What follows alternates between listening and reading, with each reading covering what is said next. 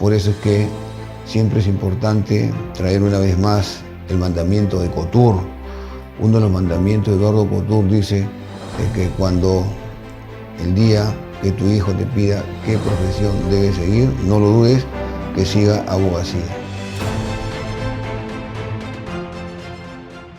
Muy buenos días, tardes, noches, queridos televidentes, seguidores del Frente Crítico Universitario. En esta oportunidad y como continuación de todas las entrevistas que hemos realizado a nuestros docentes de la Universidad Nacional Mayor de San Marcos, tengo el grato honor de poder presentarles una eminencia en el ámbito del derecho constitucional, al doctor Palomino Manchego. Y antes de todo, reiterarle las gracias por recibirnos en su oficina y también preguntarle, para hacer más o menos el ambiente, ¿qué tal, doctor? ¿Cómo está?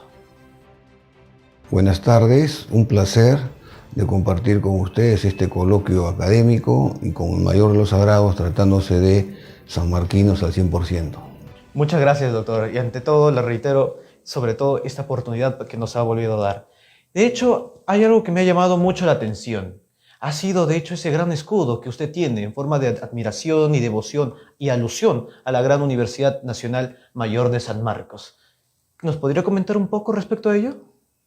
Bueno, ese escudo es el paradigma, es la fuente de inspiración para todos los sanmarquinos, especialmente para los que nos dedicamos a la docencia universitaria, y nos sirve como un faro iluminador a fin de poder a su turno destilar nuestras ideas a los jóvenes alumnos en los cursos, en las cátedras o asignaturas que nosotros llevamos adelante en su desarrollo. Es un escudo paradigmático, si cabría el término, que representa ni más ni menos los 470 años de la Universidad Nacional Mayor de San Marcos y que debe estar en cada una de las facultades, en cada una de las aulas y yo diría en cada una de las ubicaciones en donde los alumnos también llevan adelante sus estudios y que les sirva también a ellos más que a nosotros como una vocación para que mañana más tarde sean profesionales de éxito. Claro que sí, 470 años liderando el Perú. Bueno, alguna vez hecho esta pequeña introducción, de hecho, vamos a empezar con las preguntas subjetivas. Y justamente estas preguntas van al mismo tenor de lo que usted ha comentado acerca de San Marcos, acerca exactamente del Perú. Y es lo que yo comienzo. Y creo que es lo más capital, porque justamente inicia así. ¿Por qué derecho? ¿Y por qué constitucional? ¿Cuáles han sido al mismo tiempo sus grandes vivencias como alumno, como profesor dentro de la Universidad Nacional Mayor de San Marcos? Bueno, vivencias y recuerdos hay muchos y seguramente vendrán más porque este es un tema de generaciones. Cada año va ingresando a la Decana de América una nueva generación y cada generación trae lo suyo, especialmente la generación del conocimiento, porque estamos viviendo en estas actuales circunstancias la mundialización, estamos viviendo la sociedad del conocimiento y por cierto también confrontado con la COVID-19.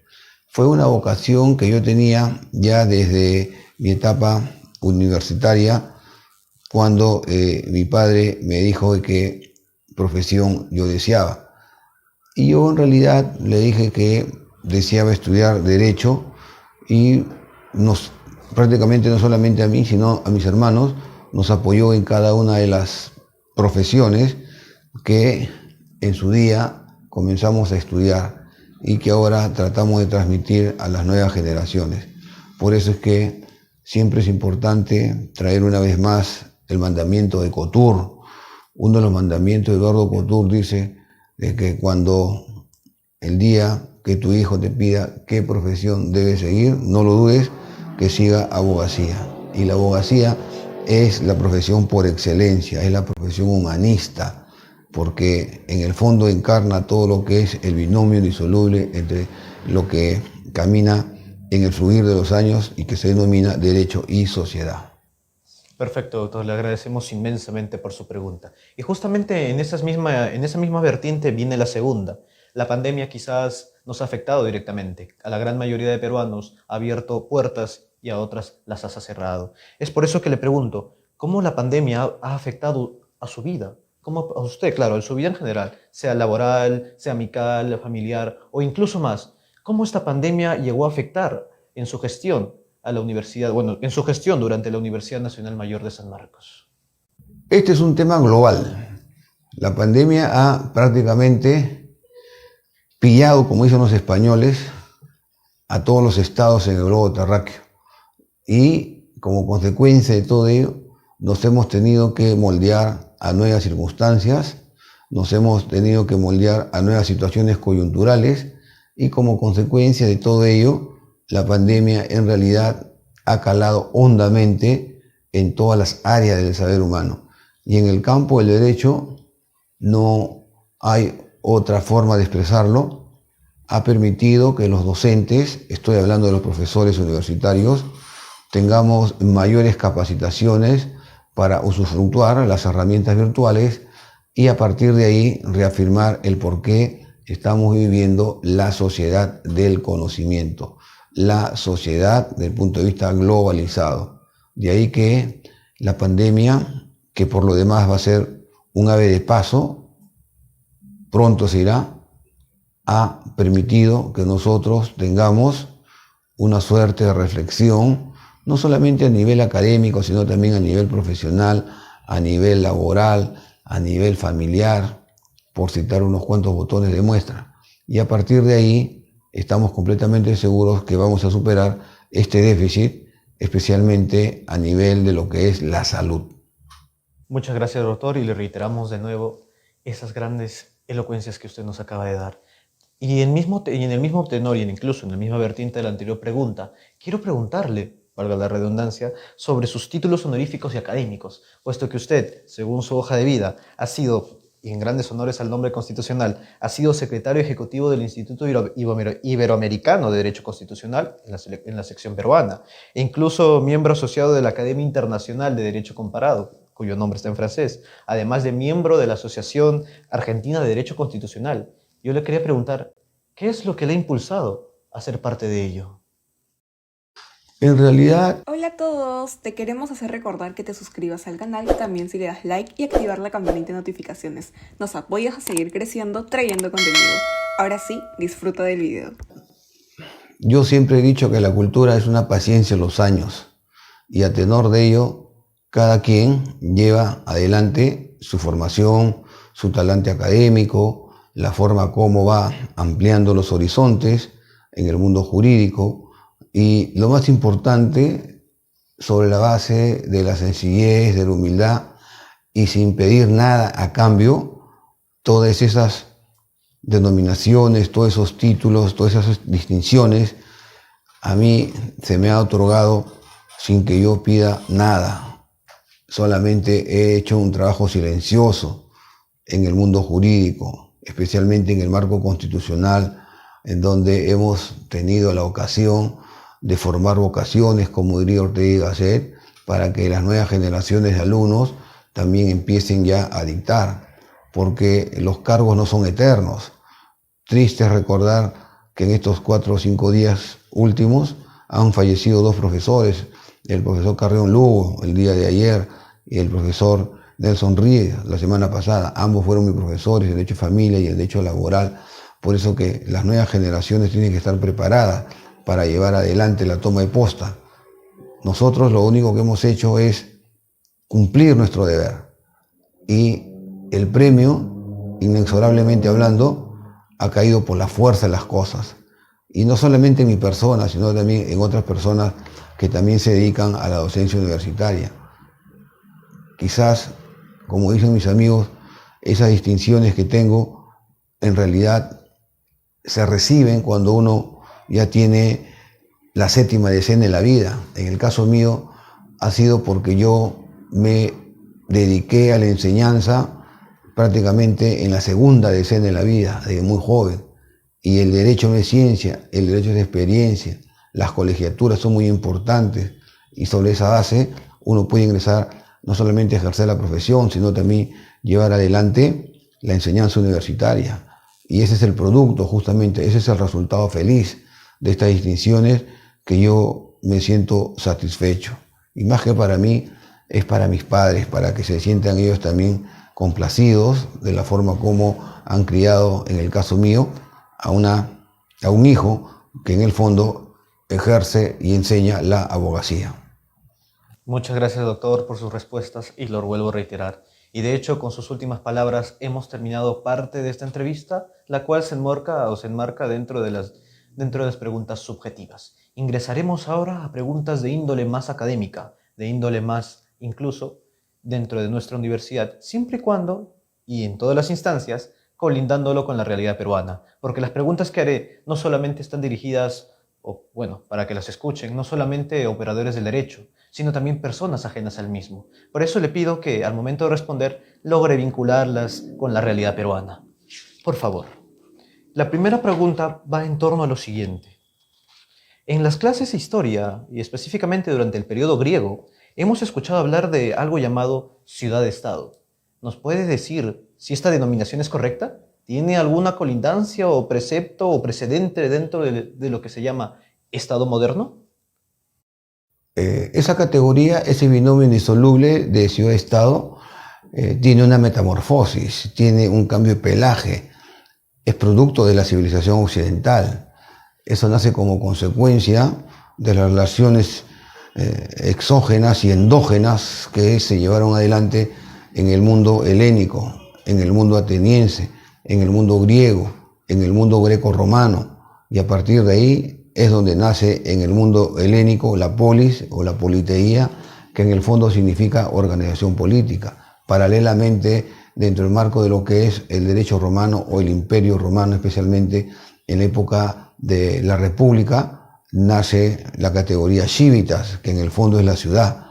En consecuencia, ese binomio indisoluble que usted acaba de mencionar, andando el tiempo, ha tenido una suerte de punto final cuando en el siglo XVIII trasunta bajo el marco de lo que se denomina el Estado liberal y que luego se ha ido complementando en el siglo XX con el Estado social y democrático de derecho. En consecuencia, es un tránsito, es una línea evolutiva, es un paso a paso, como lo demuestra Engels en El origen de la familia, la propiedad privada y el Estado.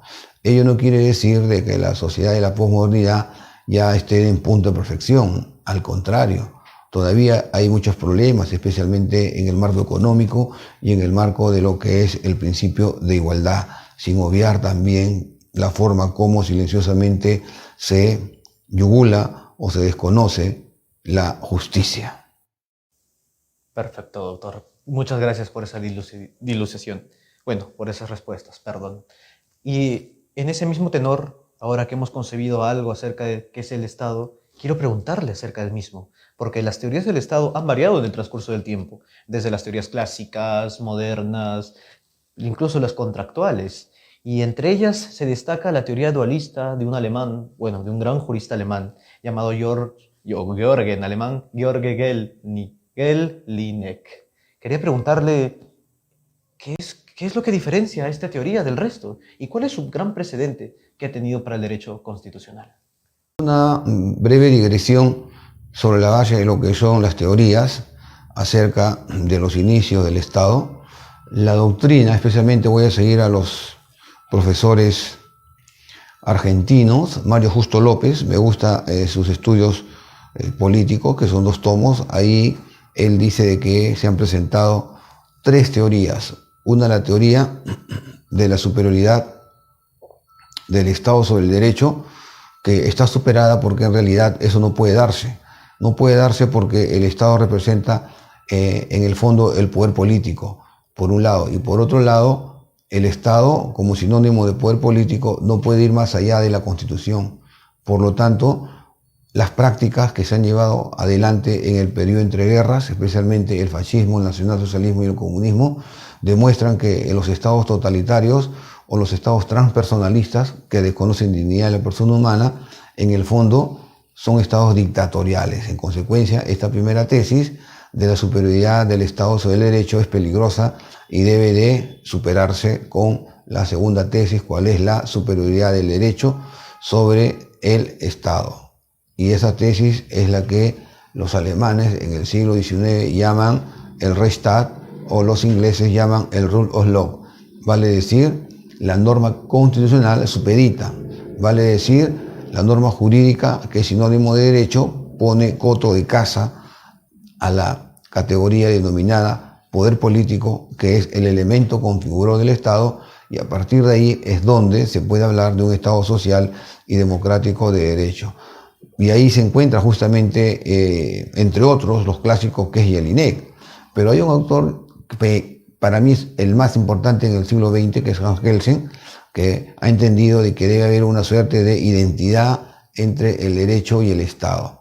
Por venir de quien viene, por venir de Kelsen, los autores se han preocupado, pero en el fondo esa tesis no puede calar y no ha calado, simplemente porque el Estado no puede identificarse con el derecho. Puede darse una relación pacífica, eso es cierto, en tanto y en cuanto se lleve a término su desarrollo en estados democráticos o en estados de corte liberal, pero de ninguna manera se puede decir de que el Estado está a la par del derecho. Kelsen lo hizo por una sencilla razón, porque él es el autor de la teoría pura del derecho, y para construir su teoría pura del derecho tenía que manifestar o expresarse de esa manera. Magnífico, doctor. La Rechtsstaat, el Estado de Derecho en alemán. Además, también debo de citarlo, la importancia como tal que tiene el poder político. Y justamente, y la política en general. Y bajo esas vertientes, y justamente, tenemos la siguiente pregunta, porque dice lo siguiente. Los elementos del Estado han sido, históricamente, el territorio, la población, el poder político. Sin embargo, ¿podría ayudarnos a dilucidar la diferencia entre poder político y fuerza política? ¿Y qué tiene que ver esto con el término nación? Bueno, a esos tres ingredientes habría que añadirle también la soberanía, que es importantísimo. Y ahí la nación, en el fondo, es el Estado, pero históricamente hablando. Es como decir, los municipios son del Estado sociológicamente hablando. La nación y el municipio abonaron el terreno para que nazca en el siglo XVIII, como consecuencia del constitucionalismo liberal, el Estado de Derecho. El Estado de Derecho de corte liberal. Ese es por un lado. Por otro lado, en los elementos configuradores, ¿no? El territorio. El territorio para nosotros es el elemento más importante, porque así como un hombre no puede vivir sin su cuerpo, un Estado no puede existir sin su territorio. El pueblo, que hoy en día podríamos decir que estamos hablando de la sociedad civil, históricamente hablando es la burguesía, que también es un elemento configurador.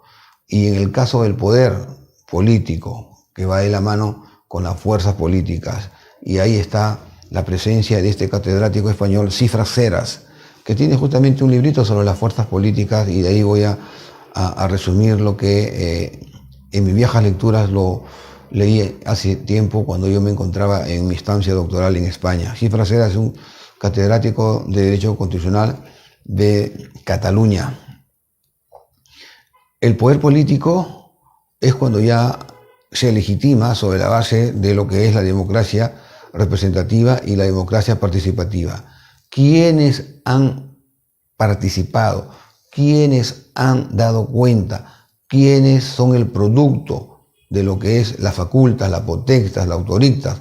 Son justamente las fuerzas políticas, los movimientos políticos, los partidos políticos, que son los que en el fondo, en función del sufragio activo y del sufragio pasivo y a tenor de un programa, llevan adelante una suerte de fundamentación y de defensa a fin de que en la lucha del poder político uno de ellos tiene que salir ganador en las justas electorales, en la arena electoral.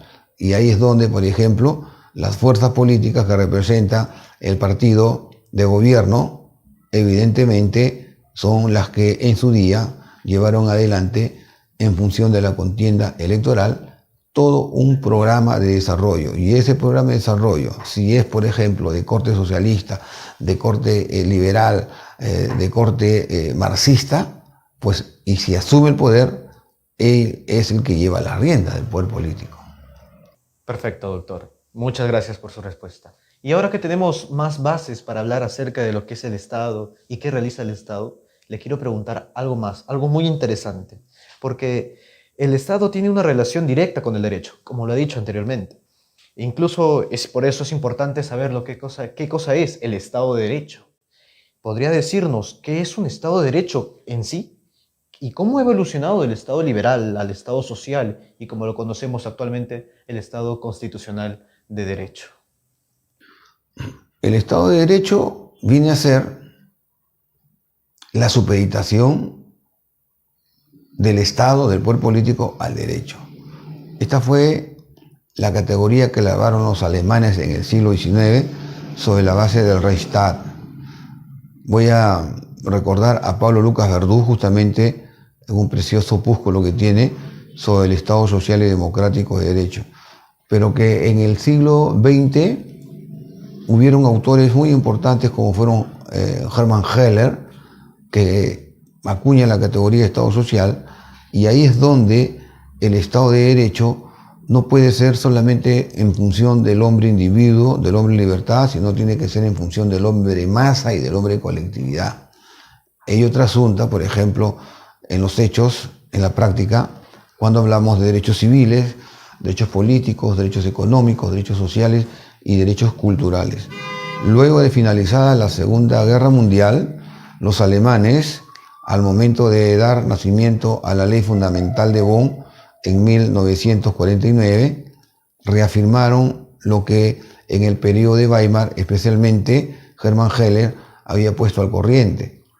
Y eso luego trasuntó en el artículo 1 de la Constitución Española de 1978. Y ello es producto justamente de una experiencia ingrata, porque ellos vivieron 39 años de dictadura franquista.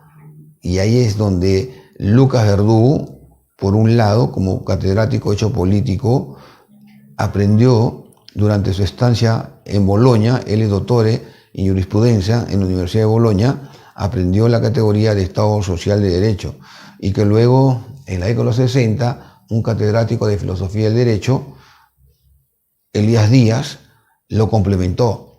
Andando el tiempo, Franco muere a finales del 75, la Constitución Española de 1978 toma en cuenta estos principios rectores dogmáticos de Lucas Verdú y de Elías Díaz y lo galvanizan en el artículo 1 de la Constitución vigente de 1978, cuando dice de que España es un Estado social y democrático de derecho. Pero ¿por qué es Estado social y democrático de derecho?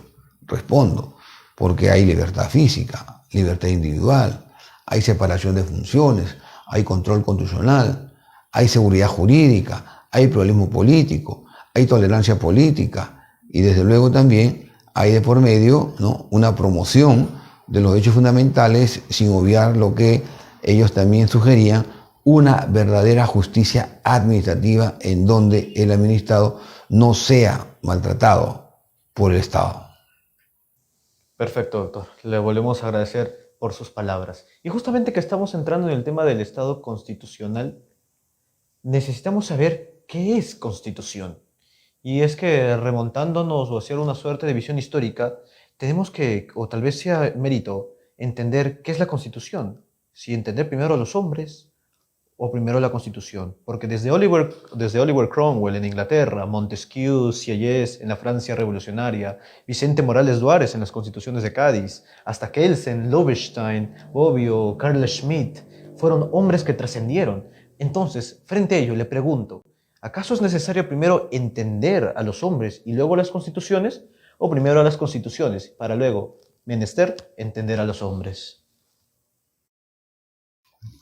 Voy a pensar con los norteamericanos, porque ellos fueron los que crearon la categoría constitutio, constituciones, constituere, como tal constitución, instrumento de gobierno. Eso es una constitución, un instrumento de gobierno que regula relaciones pacíficas entre gobernantes y gobernados.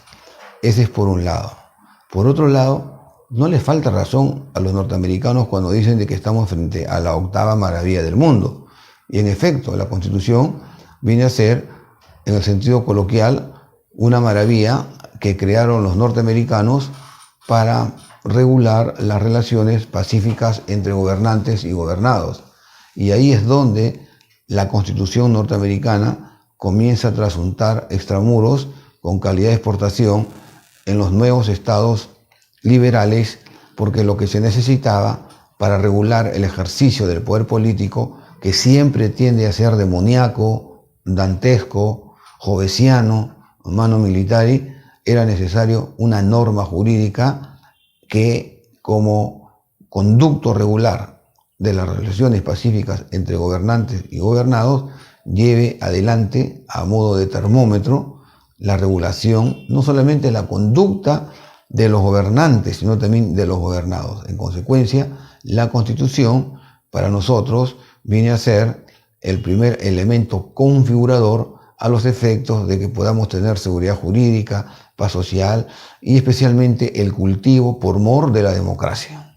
Perfecto, doctor. Le reiteramos de nuevo las gracias. Y justamente bajo esta misma vertiente, dilucidado un poco de lo que es la Constitución como tal, quiero citar a un gran jurista alemán, bueno, más que jurista, filósofo, Immanuel Kant, el cual decía lo siguiente: en toda comunidad tiene que haber una obediencia sujeta al mecanismo de constitución estatal, con arreglo a las leyes coactivas que conciernen a todos, pero a la vez tiene que haber un espíritu de libertad, pues en lo que atañe al deber universal de los hombres, todos exigen ser persuadidos racionalmente de que tal coacción es legítima, a fin de no incurrir en una contradicción consigo mismo. Y frente a lo dicho por Immanuel Kant, quería preguntarle, ¿qué es lo que podemos extraer para el ámbito constitucional de esta cita? Bueno, el péndulo sagrado que es la libertad. La libertad como sinónimo de autorrealización, que viene a ser, repito, un elemento configurador también del Estado social y democrático de derecho. La libertad en el sentido de que somos nosotros los que decidimos nuestra vida, nuestro proyecto de vida, y somos nosotros los que desarrollamos nuestra propia personalidad. Si no hay libertad civil, si no hay libertad política, si no hay libertad física, si no hay libertad individual que se complementa con la libertad económica, pues entonces no podemos hablar de un Estado social y democrático de derecho. En buena hora la cita de Immanuel Kant, porque esa era la idea de Kant, porque además Kant esa libertad tenía que trasuntarla a nivel cosmopolita. Él ha sido uno de los que más ha querido que se lleve adelante lo que en este momento, por ejemplo, se está pensando y se está debatiendo, pero todavía no se arriba a una conclusión feliz, a una conclusión final, cuál es de que Europa debe tener un jus commune europeo. Está todavía en escorzo. Cuando se dé la Constitución, la tan acariciada Constitución Europea, yo creo que ahí recién podemos decir de que los ideales kantianos se han cumplido por excelencia. Muchas gracias, doctor. Y ya que estamos con esta pregunta, estamos llegando casi al final de la entrevista. Y con esas preguntas y con lo que usted ha respondido, hemos finalizado parte de lo que es las preguntas objetivas. Pasaremos a una pregunta de cierre, y es justamente algo importante, no solo para mí, no solo para todos los que están presentes viéndonos, sino en general. Me siento nutrido, y lo voy a volver a repetir, de todo lo que usted nos acaba de comentar. Y es algo menester que tengo que preguntar. ¿Qué recomendaciones le daría usted a la comunidad sanmarquina, tanto en la virtualidad como en lo presencial? Toda ciudadela académica es como una familia. La comunidad, por ejemplo, salmantina en Salamanca, esa es una familia tradicional con 8 siglos a cuestas. Entonces, si queremos hacer una comparación con San Marcos, esa comunidad sanmarquina, en primer lugar, debe ser una comunidad fraterna, unida, ahora más que nunca, porque hay un estamento, tenemos una ley universitaria, paralelamente tenemos una constitución que en el fondo es el estatuto de la universidad, y ahí hay 3 estamentos: los trabajadores, los estudiantes, que son la razón de ser en cualquier ámbito universitario, y los profesores. Ese conjunto, esa santa trinidad que da vida, que le da vitalidad a una universidad, siempre debe estar unida, con sus luces, con sus sombras, especialmente cuando el poder político se olvida de que tenemos autonomía universitaria, se olvida de que debe haber de por medio políticas públicas educativas, se olvida ahora más que nunca con la COVID-19 de que los alumnos requieren otro tipo de necesidades, especialmente en la enseñanza virtual, se olvida de que necesitamos internet, Y esto es lo que aprovechan justamente para utilizarlo como caballo de batalla los políticos a los efectos de que asciendan al poder. Pero lo cierto es que cada universidad goza de autonomía y la autonomía es sinónimo de no intromisión. Una ciudadanía académica es algo sagrado que no se puede invadir. El poder político siempre debe saber eso, siempre debe de pensar que necesitamos recursos económicos para poder sobrevivir. Es cierto que tenemos recursos propios, pero ¿por qué solamente recursos propios? No, al contrario, debemos tener recursos que nos genere el Estado. Y esos recursos es para que tengamos buenas carpetas, buenas aulas, buena luz, internet, computadoras, infraestructura. Y ahí es donde justamente yo creo que el estamento universitario debe estar ahora más que nunca unido. Y lo más importante, las autoridades. Son las autoridades a quienes nosotros hemos elegido por sufragio universal las que tienen que llevar adelante este tipo de responsabilidad. Perfecto, doctor. Nosotros sabemos que las sociedades cambian y junto a ello el derecho ha de adaptarse frente a sus nuevas necesidades. Y le agradezco y le reitero muchas gracias por sus palabras. Y justamente para finalizar parte de lo que es la entrevista como tal, le pediría unas preguntas, más que preguntas, perdón, unas palabras finales capitales. Por favor. Bueno, yo siempre les he dicho a los estudiantes de que se dediquen a sus estudios, que saquen el máximo provecho con sus profesores. Ahora con o sin la COVID-19 tenemos que ser, vamos a decirlo así, conscientes de nuestras limitaciones, pero eso no quiere decir que vamos a desmayarnos, no, de ninguna manera, al contrario. Debemos, sobre la base de fuerzas hercúleas, llevar adelante, superar adelante esta crisis que nos viene agobiando, no solamente económica, no solamente educacional, no solamente familiar. Y yo creo que las nuevas generaciones son las que deben de mantenerse aplomadas, seguir estudiando, seguir investigando, porque universidad es sinónimo de laboratorio científico. Y cuando una universidad no tiene producto académico, no tiene carta de presentación. Es ahí el reto para los estudiantes, estudiar y producir, y pensar de que la cultura es una paciencia de los años, y pensar de que pronto van a ser profesionales y que son los que van a tomar la posta de sus profesores.